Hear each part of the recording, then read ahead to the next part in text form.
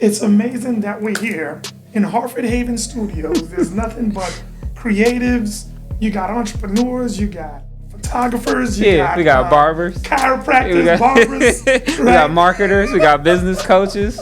Listen, you got it all here, man. You got it all. Sir, before we even begin, let me just say I'm super, super proud of you for putting this event together, for allowing people to come into one space, be themselves, whether it's creatives. And what I love about it is that it's multiple different, disciplines and genres and industries. Right. You got barber, you got photographer, you got somebody that's an entrepreneur, right? Somebody that does, kids sports. What made What made you think of this? So what was happening for me is that I talk a lot on mindset. I talk a lot on like just changing your habits. Like you want better, you got to do better. And so what was happening was I'm in this photography lane, and people think I'm not doing it just for photographers. Like I feel like the things that I had to overcome is universal. Like it's not just, hey, if you get your mind right, then you'll be a better photographer. It's like, no, like you can get the degree to become a doctor. You can, you can get to be a top ranking barber. You can get so I just started to feel like the more creative minds, the more people that are together that want to do more. And once we start to like bounce ideas and shoot, like you got a book. Yeah. There's no reason why we can't get 3 or 4 people to share the link of your book since we're all together. Yeah. Like, so just to be able to be like, man, I need support just like he needs support.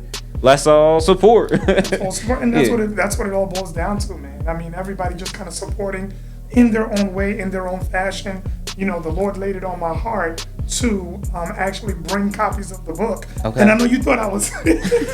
No, I thought it was smart. I'm like, he in here hustling. Get these... I wanted to bless all of these young entrepreneurs and all of these people because everybody's got a story. Everybody has a starting point. Yeah. And there's a gentleman out there that has an amazing story where he had, something wrong with his foot. He went to an urgent care and from there, they just, misdiagnosed it or whatever. But come to find out, it ended up being a severe infection where he ended up almost lost a limb, right? And all of that from not doing some of the things that I talk about in the book. Okay. So me and him, we instantly connected. Yeah. Because who was on his healthcare team? Right. He did not have one person to call. He went to somebody barely knows him.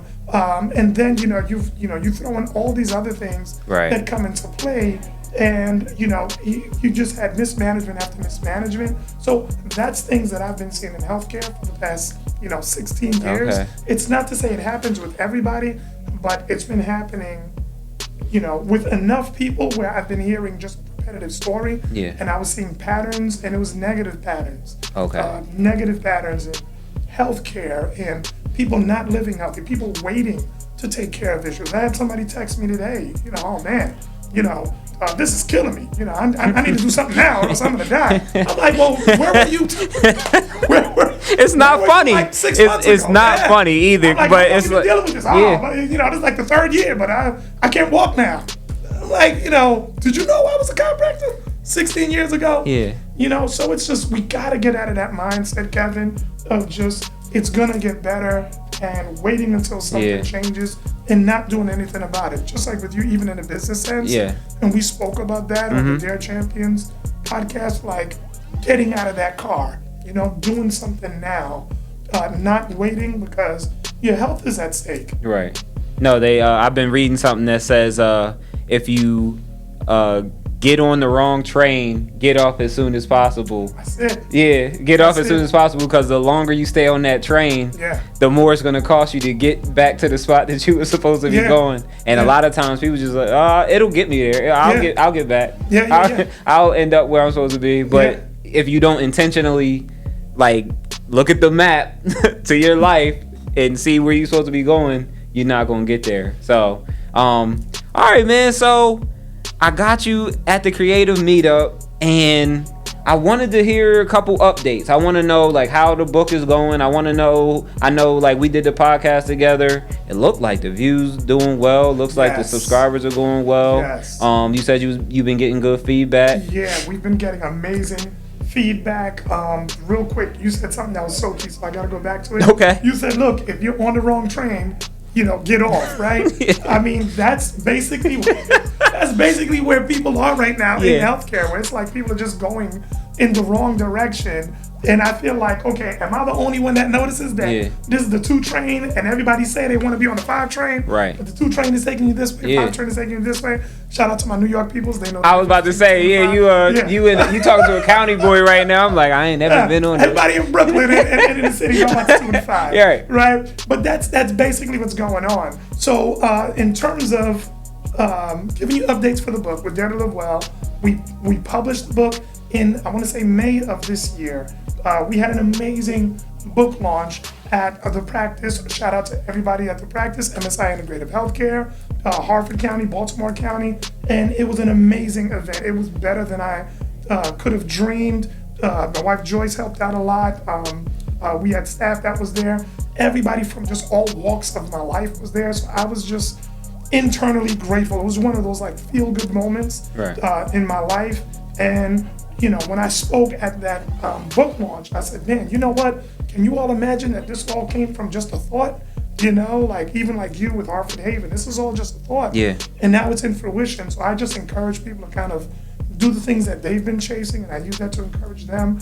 But since that, the book has been doing great. We've been getting a lot of great feedback on social media, on IG. We just started through Harford Haven. We started hosting the Dare Champions podcast, and the first episode had over about 1,500 views in just like the first day. Yeah. And it's just been growing ever since. And every episode after that, when we spoke with Ebony, the nurse practitioner, we spoke with Reverend Dr. Lucy Perez. You had some really good guests. Yeah, you had some really nice guests. Including you, sir. I wasn't, I wasn't even talking about me. I was like sitting on the side, I'm watching it happen, and I'm like, man, he's talking to some very intelligent, not just intelligent, but if you can convey the message the right way. A lot of times people have a bunch of knowledge.